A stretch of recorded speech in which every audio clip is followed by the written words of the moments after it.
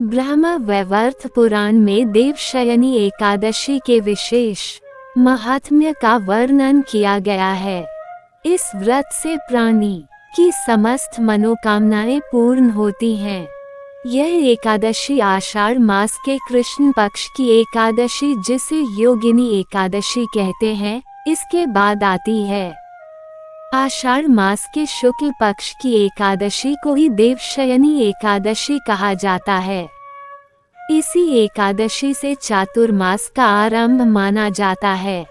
इस अवधि में कोई भी शुभ कार्य जैसे विवाह आदि नहीं किया जाता। मान्यता है कि इस दिन से भगवान श्री हरि विष्णु क्षीरसागर में शयन करते हैं और फिर 4 माह बाद उन्हें उठाया जाता है। उस दिन को देवोत्थानी एकादशी कहा जाता है। इस बीच के अंतराल को ही चातुर्मास कहा गया है। देवशयनी एकादशी को देव देवशयनी, महा एकादशी, हरि देवशयनी, पद्मनाभा शयनी तथा प्रबोधनी एकादशी भी कहा जाता है।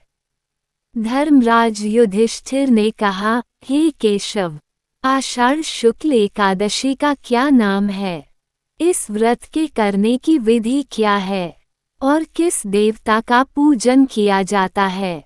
श्री कृष्ण कहने लगे कि, हे युधिष्ठिर, जिस कथा को ब्रह्मा जी ने नारद जी से कहा था वही मैं तुमसे कहता हूँ। एक बार देवऋषि नारद जी ने ब्रह्मा जी से इस एकादशी के विषय में जानने की उत्सुकता प्रकट की। तब ब्रह्मा जी ने उन्हें बताया, सतयुग में मांधाता नामक एक चक्रवर्ती सम्राट राज्य करते थे। उनके राज्य में प्रजा बहुत सुखी थी, किंतु भविष्य में क्या हो जाए यह कोई नहीं जानता। अतः वे भी इस बात से अनभिज्ञ थे कि उनके राज्य में शीघ्र ही भयंकर अकाल पड़ने वाला है। उनके राज्य में पूरे 3 वर्ष तक वर्षा न होने के कारण भयंकर अकाल पड़ा। इस अकाल से चारों ओर त्राही त्राही मच गई। यज्ञ, हवन, पिंडदान, कथा, व्रत आदि में कमी हो गई। जब मुसीबत पड़ी हो तो धार्मिक कार्यों में प्राणी की रुचि कहाँ रह जाती है। प्रजा ने राजा के पास जाकर अपनी वेदना की दुहाई दी। राजा तो इस स्थिति को लेकर पहले से ही दुखी थे।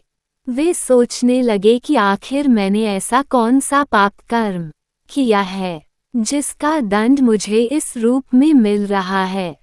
फिर इस कष्ट से मुक्ति पाने का कोई साधन करने के उद्देश्य से राजा सेना को लेकर जंगल की ओर चल दिए।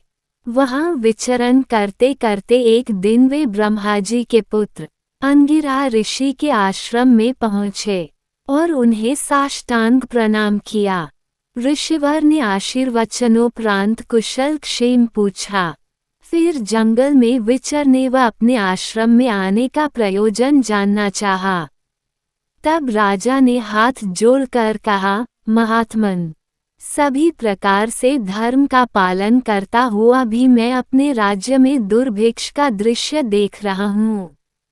आखिर किस कारण से ऐसा हो रहा है? कृपया इसका समाधान करें। ये सुनकर महर्षि अंगिरा ने कहा, हे राजन, सब युगों से उत्तम ये सतयुग है। इसमें छोटे से पाप का भी बड़ा भयंकर दंड मिलता है। इसमें धर्म अपने चारों चरणों में व्याप्त रहता है। ब्राह्मण के अतिरिक्त किसी अन्य जाति को तप करने का अधिकार नहीं है, जबकि आपके राज्य में एक शूद्र तपस्या कर रहा है। यही कारण है कि आपके राज्य में वर्षा नहीं हो रही है। जब तक वह काल को प्राप्त नहीं होगा तब तक ये दुर्भिक्ष शांत नहीं होगा। दुर्भिक्ष की शांति उसे मारने से ही संभव है। किंतु राजा का हृदय एक निरपराध शूद्र तपस्वी का शमन करने को तैयार नहीं हुआ। उन्होंने कहा, हे देव, मैं उस निरपराध को मार दूं। ये बात मेरा मन स्वीकार नहीं कर रहा है। कृपा करके आप कोई और उपाय बताएं। महर्षि अंगिरा ने बताया, आषाढ़ माह के शुक्ल पक्ष की एकादशी का व्रत करें। इस व्रत के प्रभाव से अवश्य ही वर्षा होगी। राजा अपने राज्य की राजधानी लौट आए और चारों वर्णों सहित पद्मा एकादशी का विधिपूर्वक व्रत किया। व्रत के प्रभाव से उनके राज्य में मूसलधार वर्षा हुई और पूरा राज्य धन धान्य से परिपूर्ण हो गया।